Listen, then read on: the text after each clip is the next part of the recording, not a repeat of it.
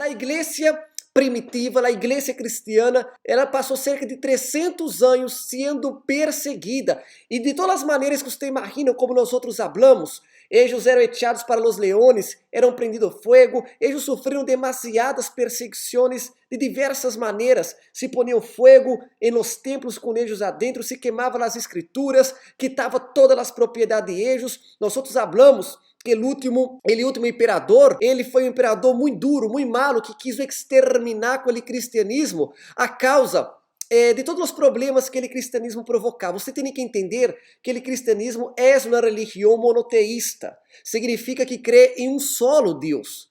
E o Império Romano tem vários deuses, incluso os imperadores em diversos momentos queriam ser adorados. Então, por rechazar, não aceitar adorar ao imperador, então os cristianos eram mortos. Hablamos de determinados momentos onde os cristianos precisavam de uma carta onde provava que eles haviam adorado a los deuses romanos e ao imperador, prestado sacrifício para que não foram mortos. E perdemos aí centenas e milhares de vidas. Tuvimos vários heróis de la fé neste momento. Foi o império de Décio e Diocleciano que onde os cristianos sofreram demasiadamente. Recuerda que hablamos com vocês que o império foi dividido em 4 na época de Diocleciano. Constâncio Cloro que estava dominando uma destas 4 partes. Sin embargo, Constâncio Cloro, ele se enfermou e neste momento Constantino, seu filho, estava com ele e ele ha muerto. Sim, ele morreu.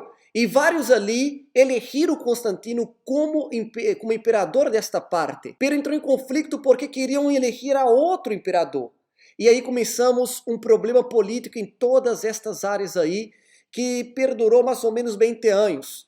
E neste período, Constantino, ele foi lutando e conquistando cada vez mais, ok? Ele foi lutando e conquistando. Foi um momento onde Constantino, ele ha hecho alianças e ele também entrou em conflito. E ele foi dominando, hasta um dia que ele quis invadir, ele quis dominar Roma. Roma era a capital do império. Ele queria dominar a capital do império, dominar todo o império romano. Foi então aonde ele teve uma visão. E nesta visão ele viu a señal de la cruz e ele escutou dele próprio Deus. Assim creemos que ele escutou, pode ser que foi uma jogada política ou pode ser que foi verdade, não podemos afirmar. Ele escutou ouvir dele próprio Deus que por esta señal iba a vencer a batalha, iba a vencer a guerra. Constantino então manda todos os soldados pintarem allá em los escudos o símbolo de la cruz. E eles foram à guerra e venceram a la guerra. E agora Constantino era o imperador. Ele envolvia com todo o império, um solo, o monárquico, de todo o império romano neste momento, ok?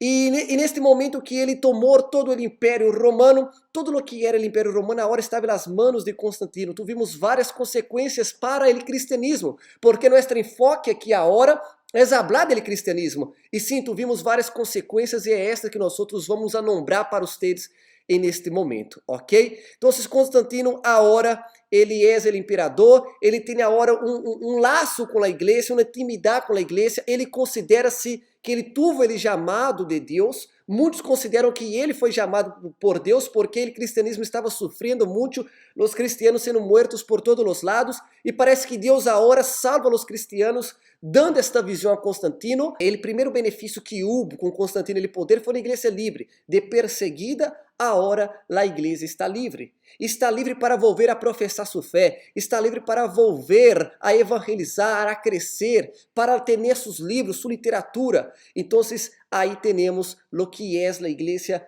em um período de relativa paz novamente. Sim, agora a igreja estava livre, o império agora tinha uma religião laica, ou seja, nenhuma religião era perseguida, muito menos o que era o cristianismo. Nós outros tivemos isso através do Edicto de Milão. Em 313, Constantino, através do Edicto de Milão, ele livrou, ele determinou que os cristianos já não foram mais, já não iam ser mais perseguidos. Está bem? Estão entendendo hasta agora? Estão compreendendo? Tenho certeza que sim.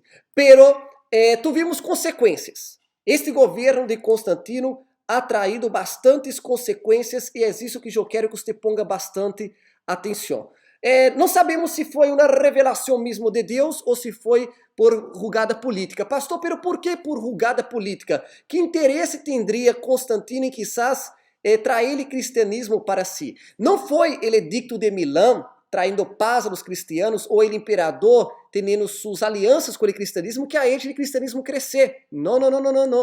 O cristianismo, ele havia já crescido bastante. Se acuerda que nós tuvimos Jesus, e depois Jesus os apóstolos, e depois alguns imperadores como Nerón que perseguiu, e outros também que ha perseguido o cristianismo. Então, aún com todas as persecuções, aún com Diocleciano que determinou que todo cristiano deveria ser morto, no ano 150 depois de Cristo, ponga atenção nesta fecha, 150 depois de Cristo, o Império Romano tinha cerca de 40.000 cristianos, 0,07% da população, 40.000 cristianos em todo o Império Romano esparcido, no ano 150.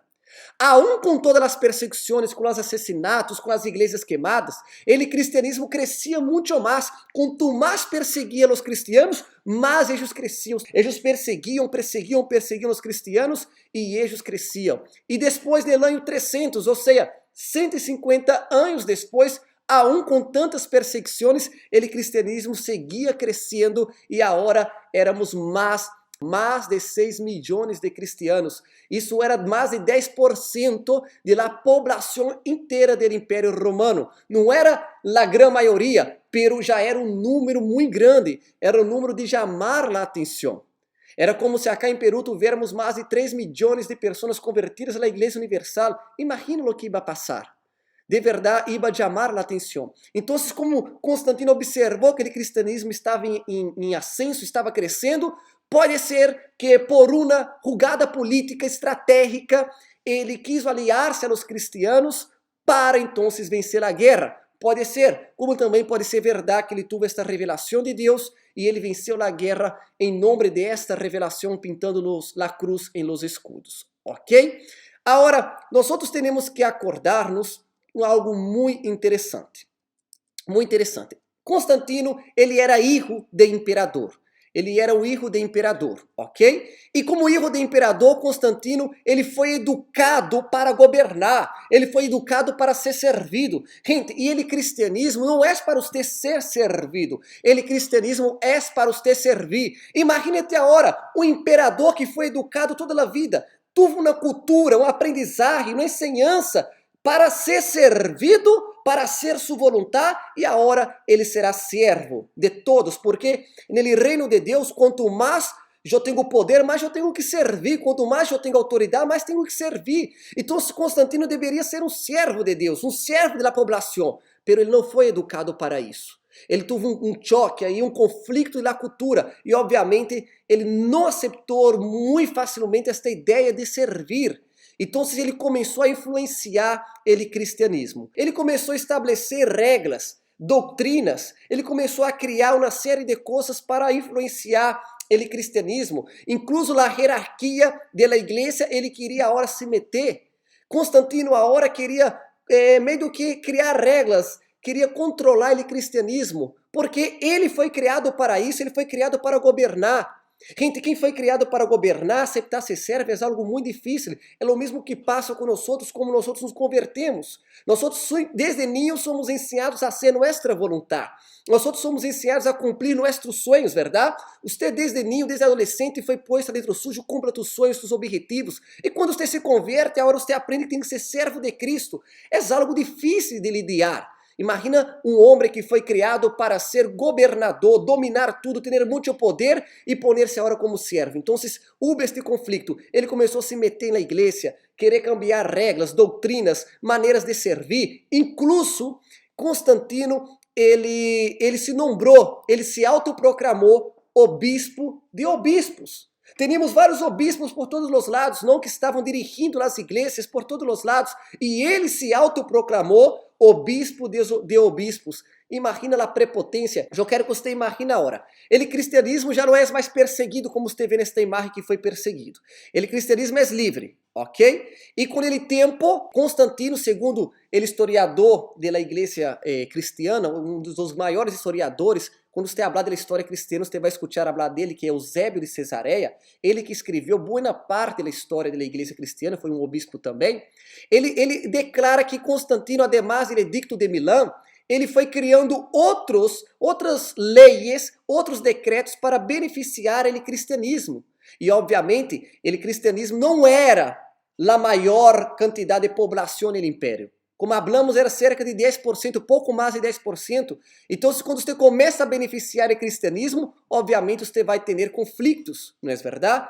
Pero Constantino estava determinado, ele queria fazer as coisas à sua maneira. Ele começou a barrar outros decretos que iam beneficiar, sim, o cristianismo. Está bem? Então, agora nós temos o cristianismo com vários benefícios e também influências dele governo. O governo e a religião, o cristianismo começaram a se mesclar de certa maneira, ok? Ou seja, mais benefícios para a minoria que era os cristianos. Está bem?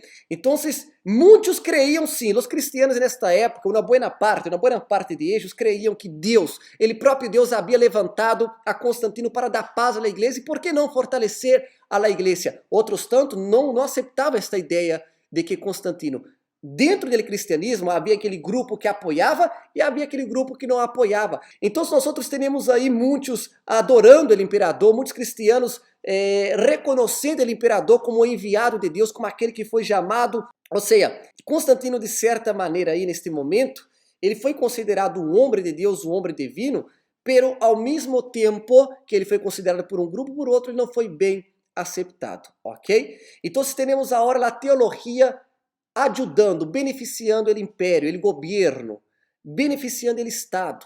Agora, a teologia era uma base. Constantino considerava que a religião, o cristianismo seria a base, os rudimentos para o crescimento, o ascenso do império. Por isso que ele era tão involucrado com isso, porque ao mesmo tempo que ele queria crescer o império, ele queria usar esta base que era o cristianismo. Para que você tenha uma ideia, ele não se bautizou, ele se converteu, não se bautizou, e bautizar-se é uma base do cristianismo. Ele se autodeclarou obispo sem bautizar-se nas águas. Ele se foi bautizar apenas cerca de sua morte. Então, é algo que você tem para pensar, se foi uma estratégia ou se foi de hecho uma revelação de Deus. Agora, ele conhecia sim dele cristianismo, como falamos no episódio passado, sua mamá era cristiana. Eu creio que ele foi educado mais que tudo por seu papá e por ele governo, porque ele era preparado para ter o poder. Pero sim, ele tinha um certo conhecimento sobre o cristianismo a causa de sua mamá, Helena de Constantinopla. Começou a provocar vários câmbios por todos os lados, ok? E um destes câmbios foi começar a mesclar rituais paganos com o cristianismo. Assim é, porque como ele estava acostumado a maneira dele de servir aos deuses, e agora ele ia servir ao único Deus, ou seja, ele ia ser agora alguém que ia praticar a religião monoteísta, um solo Deus. Então, ele começou a mesclar alguns ritos que eram paganos com os ritos agora que era o cristianismo. E isso não foi algo muito bueno, não? Muito correto. Ele começou a influenciar a igreja de várias maneiras, trazer a prática dos incensos, trazer símbolos do Império Romano que nada tinha que ver com a Bíblia, porque ele foi preparado para isso. Ele não foi preparado para ser um religioso. Então, tuvimos várias coisas, não? Pero aí eu te pergunto, quem ia questionar ao imperador? Quem ia questionar e dizer, mira, isso que você está fazendo está mal? Quem ia questionar dizendo que os símbolos que ele estava pondo na igreja estavam mal? Gente, o imperador é o homem mais poderoso da terra. E ele, de certa maneira, tinha seu orgulho, ele foi preparado para ter poder. Então, nada ia questioná-lo, nada queria questionar, e ele começou a tocar na religião, nos rudimentos, nas ensinanças, nas doutrinas, da maneira que ele queria. E isso era um perigo para a fé cristiana, ok?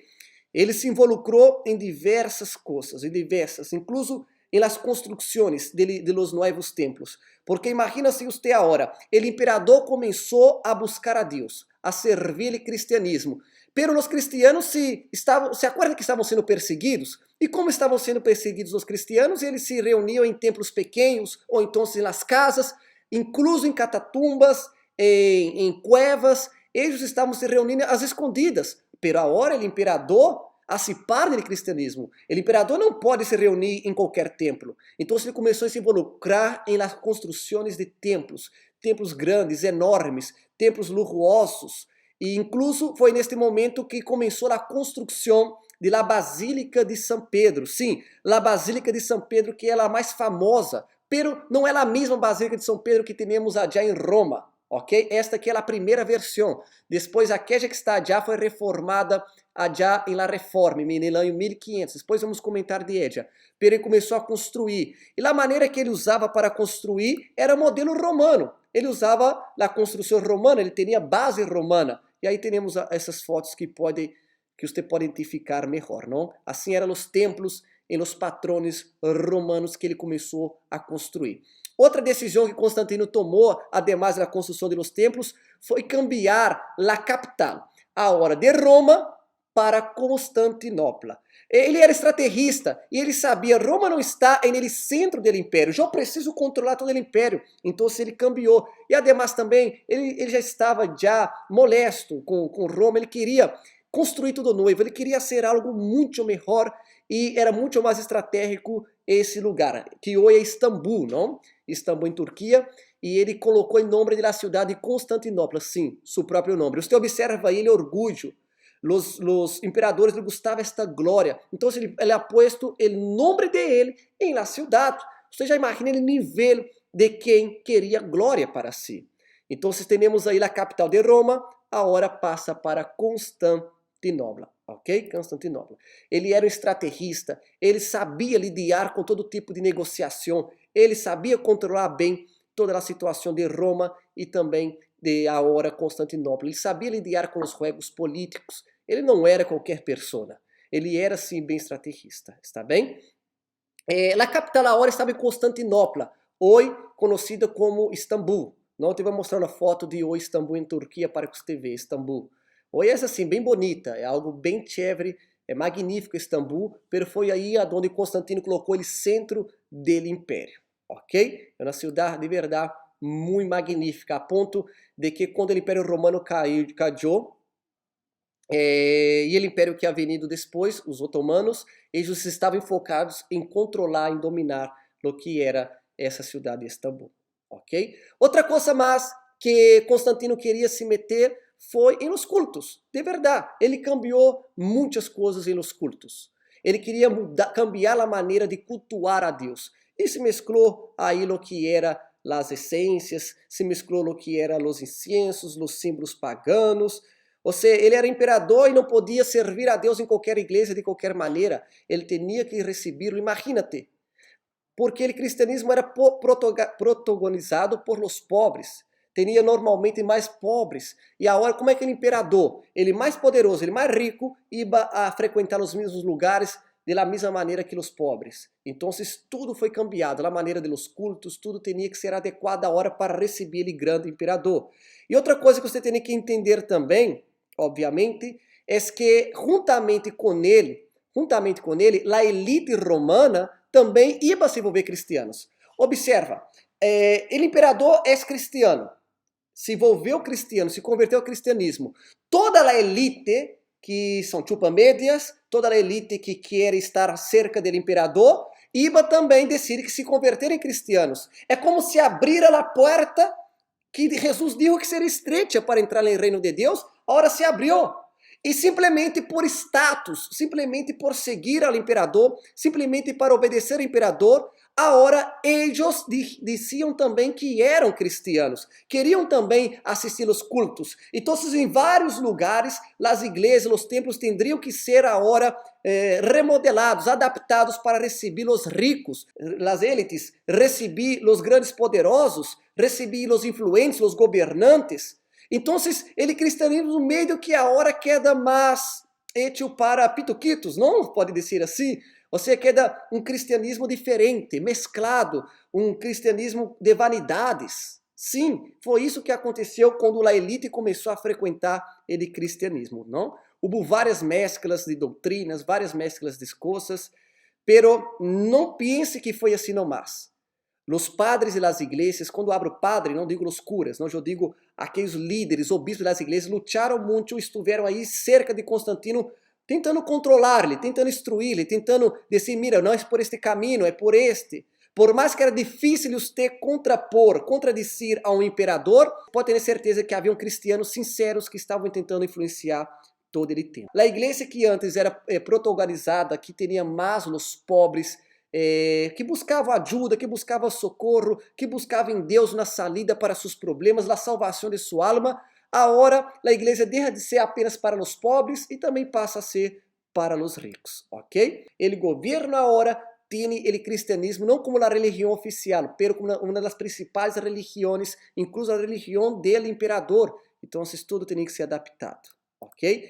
E outro câmbio que também houve foi que agora os obispos da igreja cristiana já não tinham que preocupar-se apenas com a parte espiritual. Agora, o obispo das igrejas cristianas também tinham que lidar com os problemas civis. Sim, com os problemas que nada tinha que ver com a parte espiritual. Juzgar a os civis, leis civis, estar todo involucrado nesses temas também. Como falei com vocês, muitos aceitaram esta ideia de que Constantino se converteu, mas outros não aceitaram esta ideia de que Constantino de hecho se converteu.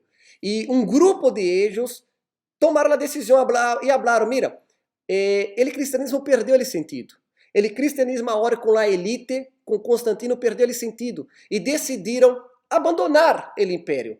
São os que nós conhecemos hoje dia como os monges. Não quero dizer que foram aí que nasceram os monges, pero neste momento tiveram uma significância muito grande. Los monjes, em grego, significa solitário, não? É uma palavra grega, significa solitário.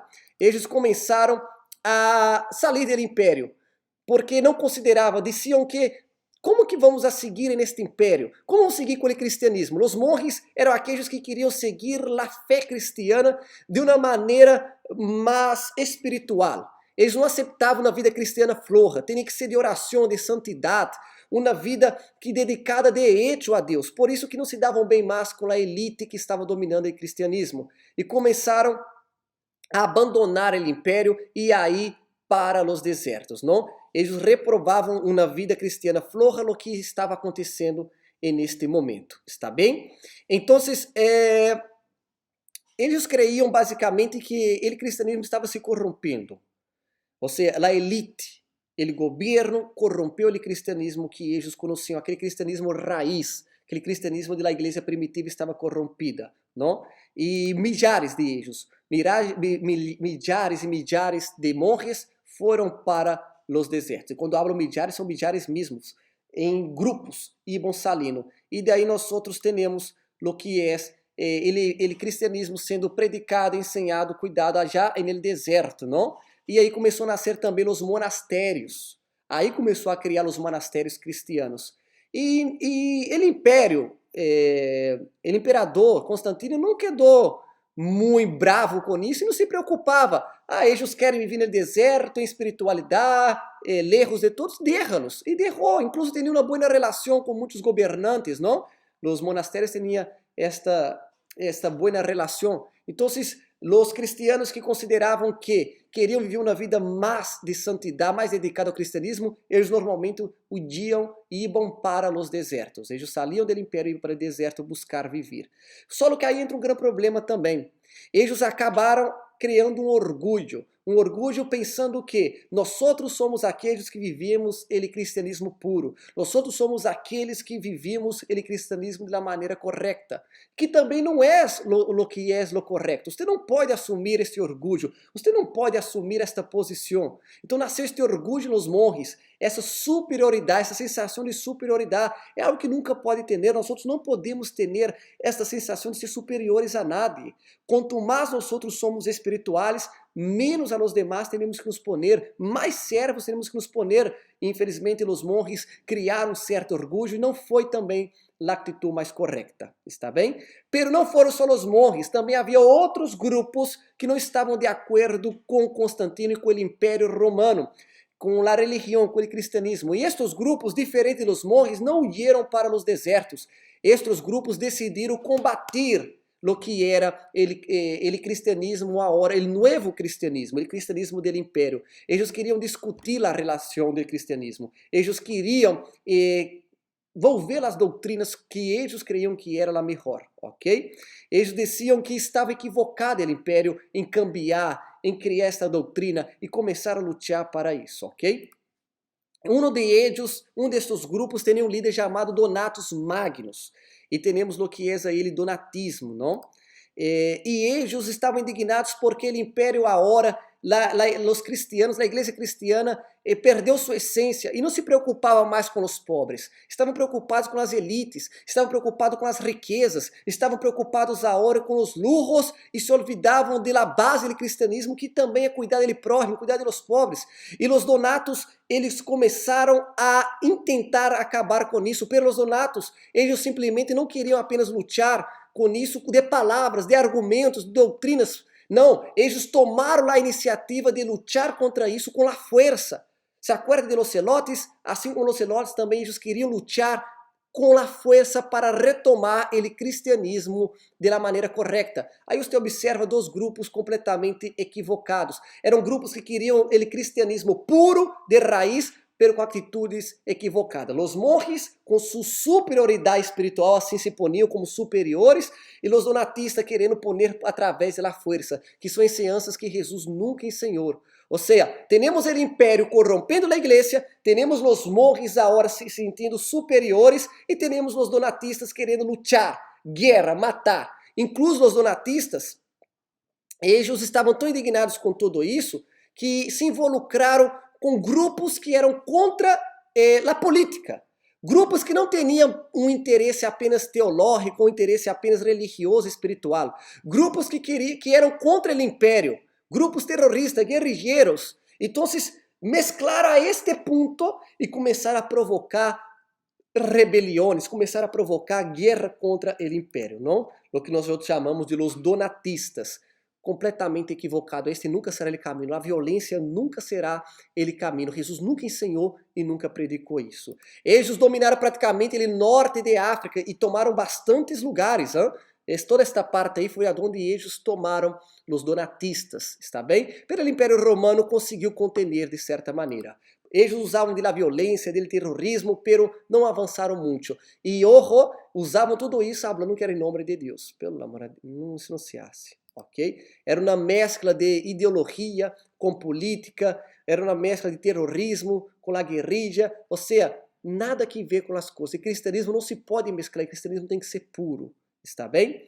Pero não só eles, tinham outro grupo também, e este grupo agora é o que nós outros vamos conhecer. Temos os monges, temos os donatistas, temos o império que havia corrompido, e nasceu outro grupo muito forte dentro da igreja neste tempo, que são os arrianos. Os arrianos não metiam a mão na espada, não queriam lutar, mas eles queriam argumentar, ok? Os arrianos, o que eles queriam? Eles queriam cambiar a forma do cristianismo. Eles eram estudiosos teológicos e queriam cambiar de certa maneira, não? Naquela época, para solucionar, se acorda que nós vimos várias herejias no século II? Se acorda das herejias que hablamos na vez passada? E como se solucionava? Através de reuniões e discussões. Agora, quando você tem uma interpretação diferente da Bíblia, das Escrituras, agora quando você tem uma visão, uma ideia ideológica diferente das Escrituras, você não precisa discutir e vencer a todos com seus argumentos. Bastava você chegar já no imperador e convencer o imperador. Se o imperador se convencer de seus argumentos, já está, ele iba a decretar que aquela sua ideia, que aquela sua interpretação da Bíblia e das Escrituras era a correta. Ou seja, então a hora era chegar ao imperador e poner para ele seu ponto de vista. E foi o que aconteceu. Os arianos, eles tinham um ponto de vista diferente com relação ao cristianismo e foi algo muito, pero muito perigoso, ok? Estamos falando de Arios, não? O Ária era um teólogo que vivia já em Alejandria, no norte do Egito, está bem? E o que basicamente eles ensinavam? O que basicamente eles falavam? Eles creiam que Jesus não era Deus. Eles começaram a tocar novamente a divindade de Jesus. Se acorda que falamos sobre isso na vez passada também? Eles diziam que Jesus não era Deus. Jesus era uma criatura de Deus, uma criatura que criou todo. Jesus criou todo, pero Jesus não era Deus. Jesus era apenas uma criatura mais elevada de Deus, pero não era ele próprio Deus. E começou a tocar a divindade de Jesus. Se acuerda das influências que hablamos de los gregos, em crer que a matéria era impura, a matéria era mala? Então, eles aún seguiam com esta ideia de que, assim como o gnosticismo, não? De que como que Deus ele vai criar a matéria mala? Então, tem que ter outro Deus. Então, denominaram que Jesus era este Deus que criou todo, pero não era um Deus em sua divina palavra, era uma criatura de Deus, uma criação de Deus. Não, não, não. Jesus é ele próprio Deus. Jesus é ele próprio Deus em la terra. Então começaram a tocar nisso, não? Então começou essa discussão. E então se levantou um homem, um padre da igreja, alguém muito, pero muito de Deus neste momento, inspirado por Deus. Seu nome é Atanásio de Alejandria. E Atanásio de Alejandria, ele levantou dois argumentos para destruir esta ideia de los arrianos. Atanásio disse, ok, se Jesus não é Deus, se Jesus não é ele próprio Deus, temos aí dois grandes problemas. O primeiro problema é que se Jesus é uma criatura, ele não pode redimir nós outros de los pecados, porque uma criatura não pode redimir, ou seja, não pode perdonar a outras criaturas. Uma criatura não pode quitar pecados de outra criatura. O primeiro problema é esse, não temos quem nos quita nossos pecados.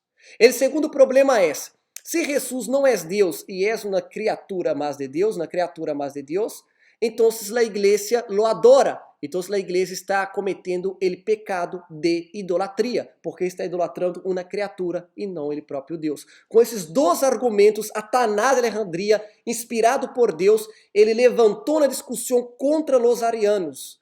Pero o argumento ariano era forte, e o argumento cristiano era forte. Vamos dividir agora basicamente a igreja em dois. Agora a igreja praticamente se divide em dois. Los arianos e vamos poner los católicos. Não os católicos apostólicos romanos.